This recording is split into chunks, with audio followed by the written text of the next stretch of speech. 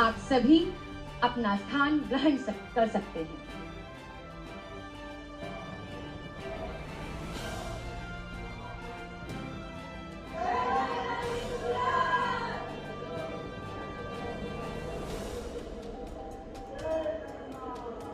अब हम सादर आमंत्रित करते हैं हमारे माननीय राजदूत श्री विनय कुमार जी को कि वह यहाँ पर पधार कर हमारे आदरणीय माननीय यशस्वी प्रधानमंत्री श्री नरेंद्र मोदी जी को संबोधन के लिए आमंत्रित करें।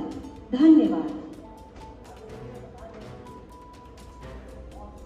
भारतीय समाज बहुत बहुत हार्दिक अभिनंदन कर रहा है आपको।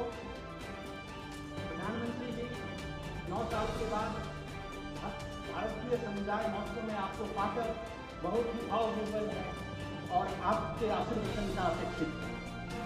आदरणीय प्रधानमंत्री जी, मैं आपसे विनम्र आग्रह करता हूं कि आप अपने आशीर्वचन से भारतीय समाज को कृतार्थ करें। धन्यवाद।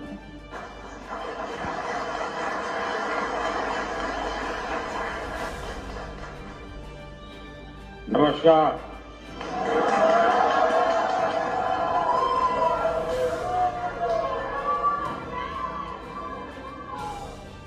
प्रिय मस्वा,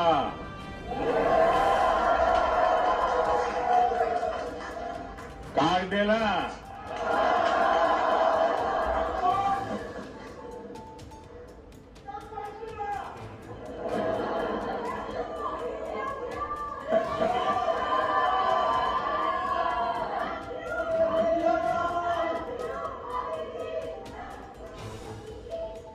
आपका ये प्रेम, आपका ये स्नेह, आपने यहां आने के लिए समय निकाला, मैं आपका बहुत बहुत आभारी हूं। मैं अकेला नहीं आया हूं, मैं मेरे साथ बहुत कुछ लेकर के आया हूं।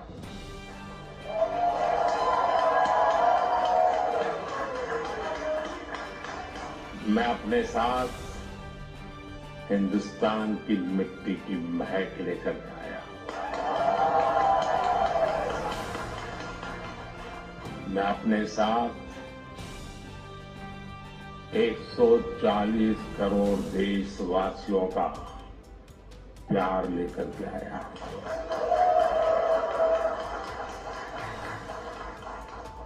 उनकी शुभकामनाएं आपके लिए लेकर के आया हूं। और ये बहुत सुखद है कि तीसरी बार सरकार में आने के बाद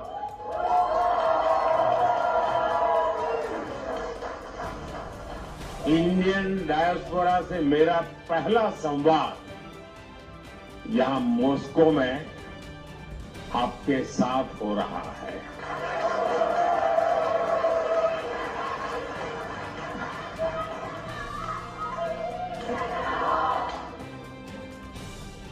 वैसे साथियों, आज 9 जुलाई है और आज यही दिन मुझे शपथ लिए पूरा 1 महीना हुआ है।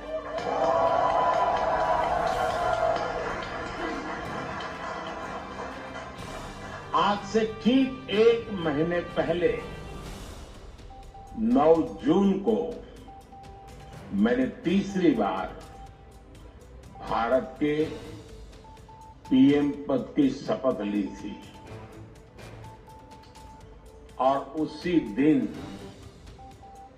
मैंने एक प्रण किया था। मैंने प्रण किया था कि अपने तीसरे टर्म में मैं 3 गुनी ताकत से काम करूंगा।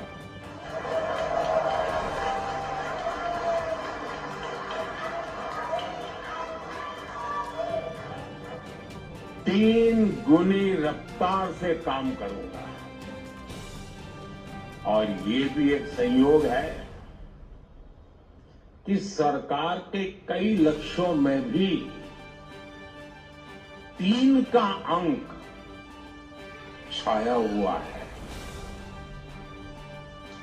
सरकार का लक्ष्य है तीसरे टर्म में भारत को दुनिया की तीसरी सबसे बड़ी इकोनॉमी बनाना।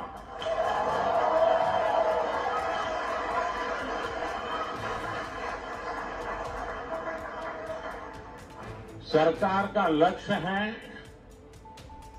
तीसरे टर्म में गरीबों के लिए 3 करोड़ आवास बनाना, 3 करोड़ घर बनाना। सरकार का लक्ष्य है तीसरे टर्म में 3 करोड़ लखपति दीदी बनाना।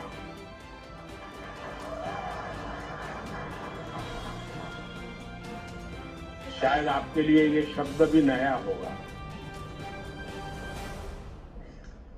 भारत में जो विमेन सेल्फ हेल्प ग्रुप चल रहे हैं गांव में, हम उनको इतना एम्पावर करना चाहते हैं, उतना स्किल डेवलपमेंट करना चाहते हैं, इतना डाइवर्सिफिकेशन करना चाहते हैं कि हम चाहते हैं कि मेरे तीसरे टर्म में गांव की वो जो गरीब महिलाएं हैं उसमें 3 करोड़ महिलाएं लखपति दीदी बने, यानी उनकी सालाना इनकम 1 लाख रुपए से ज्यादा हो और हमेशा के लिए हो। बहुत बड़ा लक्ष्य है, लेकिन जब आप जैसे साथियों के आशीर्वाद होते हैं ना, तो बड़े से बड़े लक्ष्य बहुत आसानी से पूरे भी होते हैं।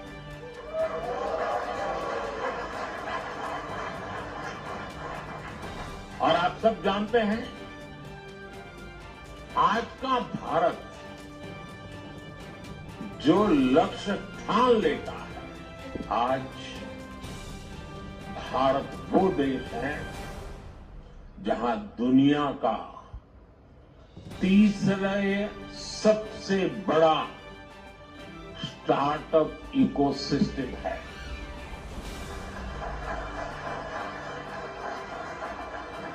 मैं जब 2014 में पहली बार आप लोगों ने मुझे देश की सेवा करने का मौका दिया, तब कुछ सैकड़ों में स्टार्टअप हुआ करते थे। आज लाखों में है।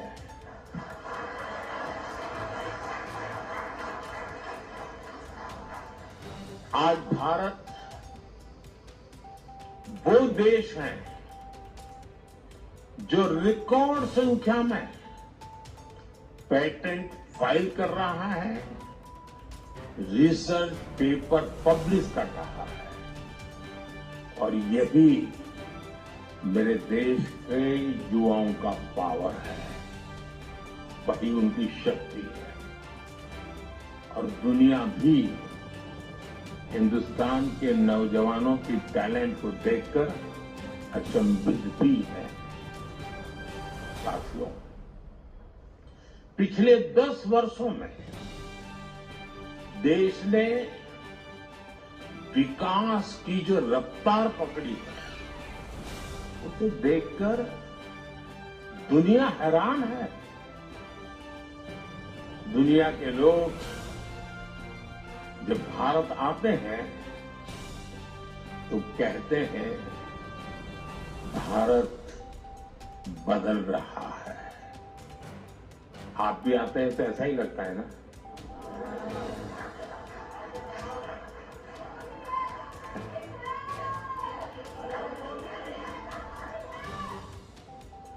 वो ऐसा क्या देख रहे हैं?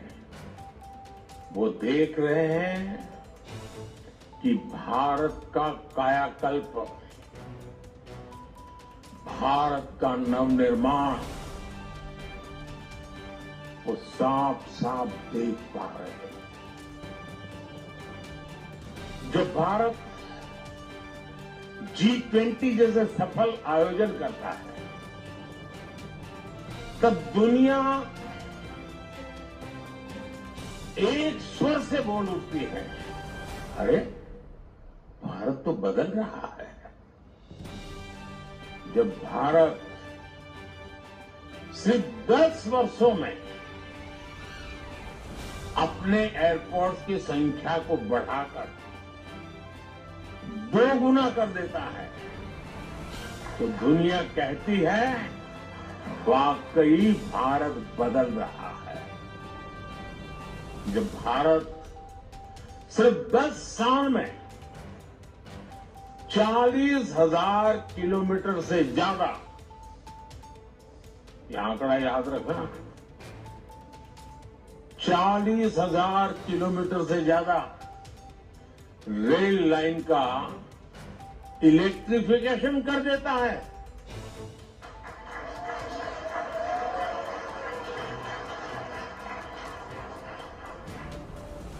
तो दुनिया को भी भारत के पावर का एहसास होता है। उनको लगता है देश बदल रहा है।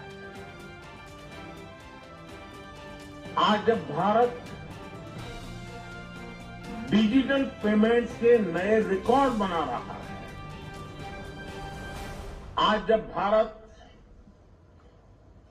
L1 पॉइंट से सूरज की परिक्रमा पूरी करता है, आज जब भारत दुनिया का सबसे ऊंचा रेलवे ब्रिज बनाता है, आज जब दुनिया की सबसे ऊंची स्टैच्यू बनाता है, तो दुनिया कहती है वाकई भारत बदल रहा है।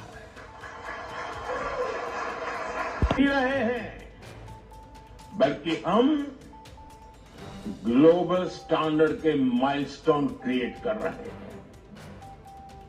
हम सिर्फ अपनी स्वास्थ्य सेवाएं सुधार रहे हैं ऐसा नहीं, बल्कि देश के हर गरीब को मुफ्त इलाज की सुविधा भी दे रहे हैं और दुनिया की सबसे बड़ी हेल्थ इंश्योरेंस स्कीम चलाते हैं। आयुष्मान भारत ये दुनिया की सबसे बड़ी स्कीम है। ये सब कैसे हो रहा है दोस्तों? इसे कौन कर रहा है? मैं फिर कहता हूं, 140 करोड़ देशवासी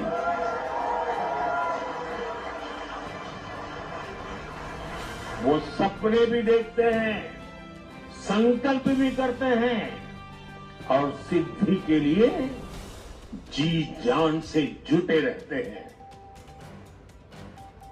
ये हमारे नागरिकों की मेहनत, लगन और निष्ठा से संभव हो रहा है। साथियों, भारत में बदलाव सिर्फ सिस्टम और इंफ्रास्ट्रक्चर का ही नहीं है। ये बदलाव देश के हर नागरिक के, हर नौजवान के आत्मविश्वास में भी दिख रहा है। और आप जानते हैं, सफलता की जो पहली सीढ़ी होती है ना, वो खुद का आत्मविश्वास होता है। 2014 के पहले हम निराशा की गर्त में डूब चुके थे।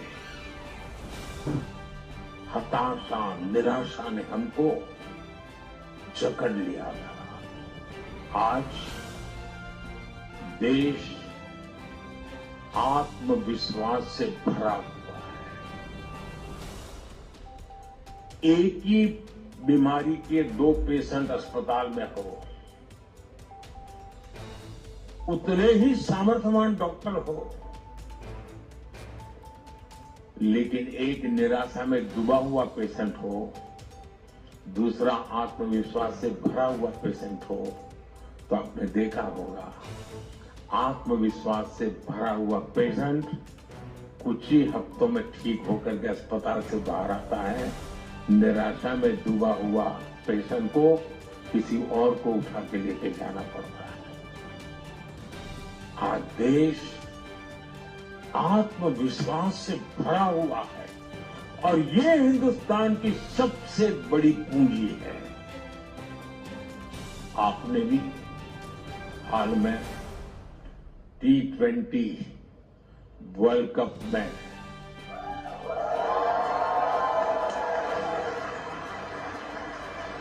और मुझे पक्का विश्वास है यहां भी आपने उस विक्ट्री को सेलिब्रेट किया ही होगा। किया था कि नहीं किया था? गर्व हो रहा था कि नहीं हो रहा? वर्ल्ड कप को जीतने की असली स्टोरी जीत की यात्रा भी है। आज का युवा और आज का युवा भारत आखिरी बॉल और आखिरी पल तक हार नहीं मानता है।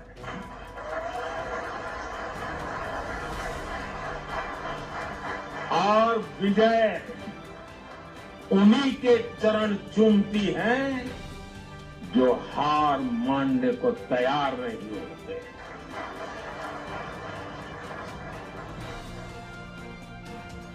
ये भावना सिर्फ क्रिकेट तक सीमित नहीं है, बल्कि दूसरे खेलों में भी दिख रही है। बीते सालों में हम इंटरनेशनल टूर्नामेंट में हमारे एथलीट्स ने जब देशवासियों के साथ दूरी का अवकाश ही न हो, जो सोच लीडर के मन में चलती है वही सोच जब जन मन में होती है ना, तो अपार ऊर्जा जनरेट हो जाती है। और यही मैं देख रहा हूं यहां पर। साथियों, मुझे खुशी है कि ग्लोबल प्रॉस्पेरिटी को नई ऊर्जा देने के लिए भारत और रूस कंधे से कंधा मिलाकर चल रहे हैं।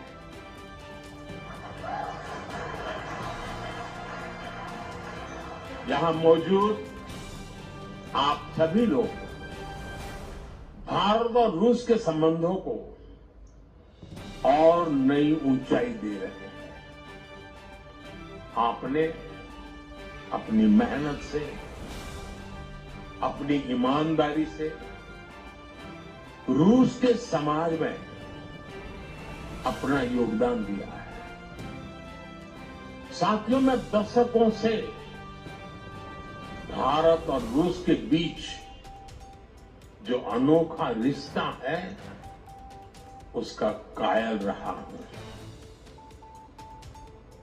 रूस शब्द सुनते ही हर भारतीय के मन में पहला शब्द आता है भारत के सुख दुख का साथी।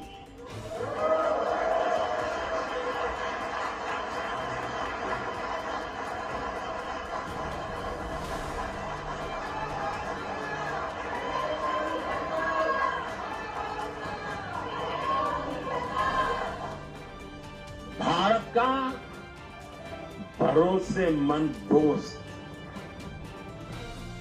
हमारे रशियन फ्रेंड्स इसे द्रुजवा कहते हैं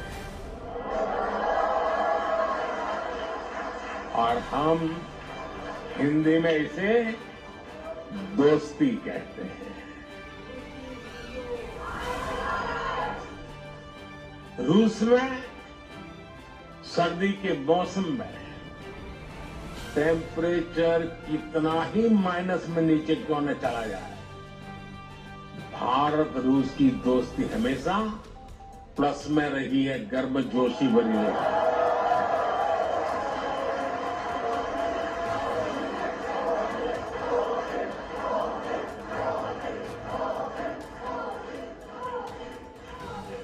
ये रिश्ता म्यूचुअल ट्रस्ट और म्यूचुअल रिस्पेक्ट की मजबूत नींव पर बना है। और वो गाना तो यहाँ के घर घर में कभी गाया जाता था, सर पे लाल टोपी रूसी, फिर भी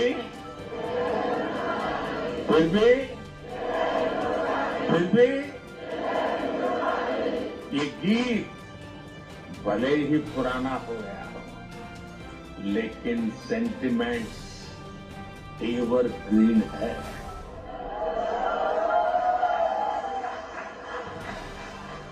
पुराने समय में श्रीमान राज कपूर, श्रीमान मिथुन दा ऐसे कलाकारों ने भारत और रूस की संस्कृति की दोस्ती को मजबूत किया। भारत रूस के हमारे रिश्तों को हमारे सिनेमा ने आगे बढ़ाया और आज आप सभी भारत रूस के रिश्तों को नई ऊंचाई दे रहे हैं। हमारे रिश्तों की दृढ़ता अनेक बार परखी गई है और हर बार हमारी दोस्ती बहुत मजबूत होकर के उभरी है।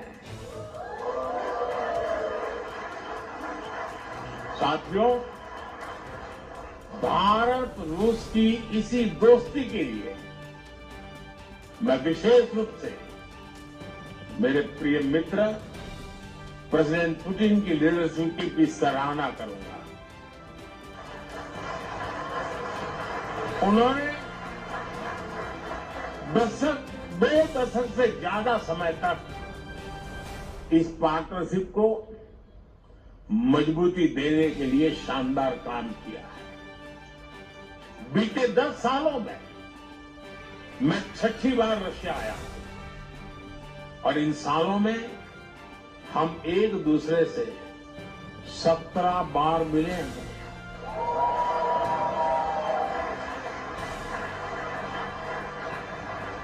ये सारी मीटिंग ट्रस्ट और रिस्पेक्ट को बढ़ाने वाली रही है।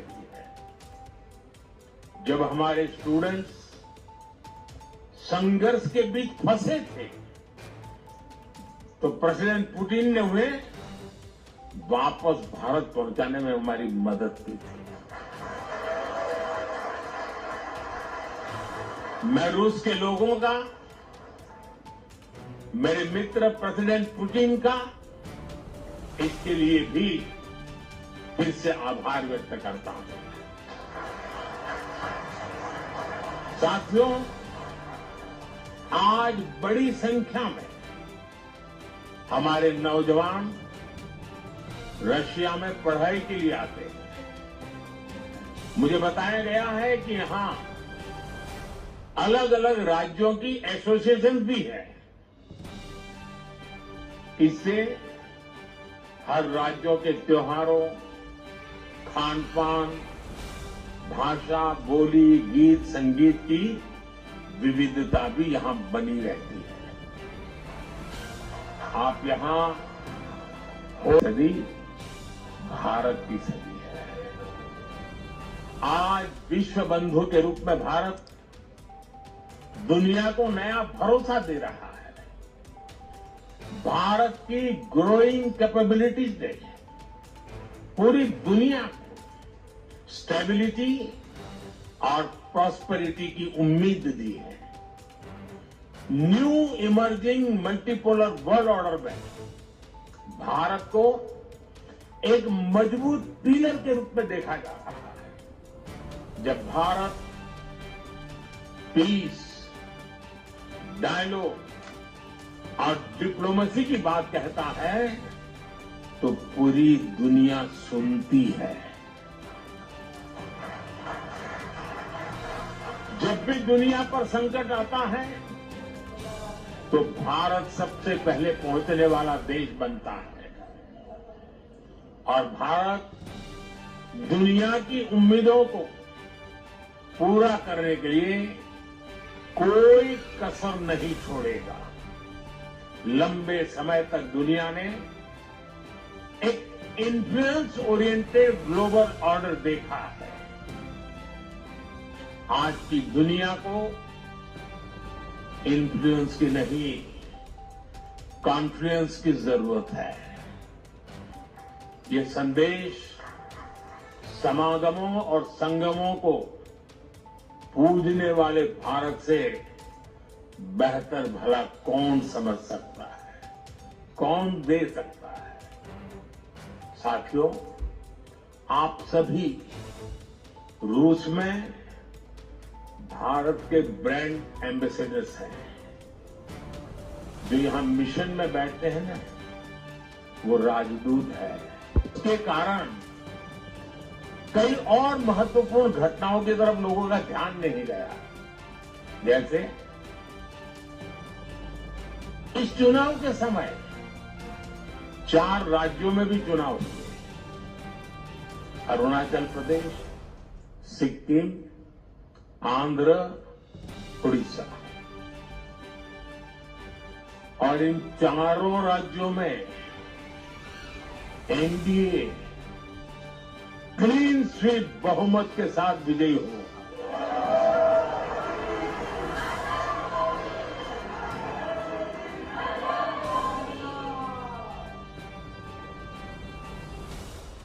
और अभी तो महाप्रभु जगन्नाथ जी की यात्रा चल रही है। जय जगन्नाथ। उड़ीसा ने तो बहुत बड़ा रिवॉल्यूशन किया है और इसलिए मैं भी आज आपके बीच में उड़िया स्कार्फ पहन के आया हूं।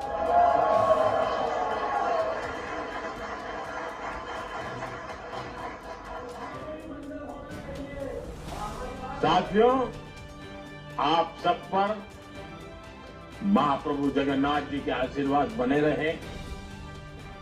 आप स्वस्थ रहें, आप समृद्ध रहे। इसी कामना के साथ मैं आप सबका बहुत बहुत धन्यवाद करता हूं। और ये अमर प्रेम की कहानी है दोस्तों।